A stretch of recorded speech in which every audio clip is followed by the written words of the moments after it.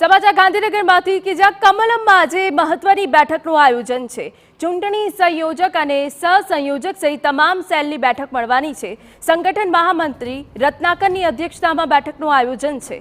ચૂંટણીલક્ષી તમામ મોરચા સેલની સમિતિ બનાવવા પર ચર્ચા કરવામાં આવશે। સમિતિ રચના બાદ તેની કામગીરી અંગે પણ ચર્ચા કરવામાં આવશે। તમને જણાવી દઈએ કે અલગ અલગ 36 પ્રકારની ચૂંટણીલક્ષી કમિટી બનાવવામાં આવશે। સંવાદદાતા કિંજલ મિશ્રા વધુ વિગત આપી રહ્યા છે। કિંજલ, પૂરી વિગત। जी बिल्कुल, देखो जे प्रदेश माटे चूंटणी मंडळ संयोजक सहसंयोजकोनी निमणूक करवामां आवी हती। तेमनी गईकाले दिल्ही खाते बैठक हती ते योजाई हती। આજની વાત કરવામાં આવે તો આજે કમલમ પર બેઠકનો દોર છે તે ધમધમાટ કરશે। 12 વાગ્યા બાદથી સંગઠન મહામંત્રી રત્નાકરજીની અધ્યક્ષતામાં બેઠકો છે તે યોજાવાની છે, જેમાં ચૂંટણી સંયોજકો, સહસંયોજકો, તેની સાથે તમામ સેલના મોરચા સેલ તથા મોરચાના પદાધિકારીઓ છે તે ઉપસ્થિત રહેશે। બેઠકમાં ચૂંટણીલક્ષી તમામ મોરચા સેલની સમિતિ છે તે બનાવવા માટે પણ ચર્ચા કરવામાં આવશે અને સમિતિની રચના બાદ તેની કામગીરી અંગે પણ ચર્ચા કરવામાં આવશે।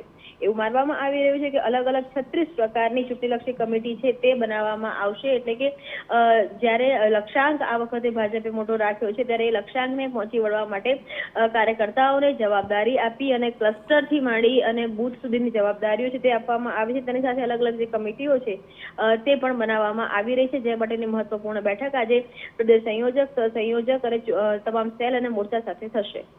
બિલકુલ, આભાર। તો જે રીતે રત્નાકરની અધ્યક્ષતામાં બેઠકનું આયોજન કરવામાં આવ્યું છે, જેમાં ચૂંટણીલક્ષી તમામ મોરચા સેલની સમિતિ બનાવવા ઉપર ચર્ચા કરાશે।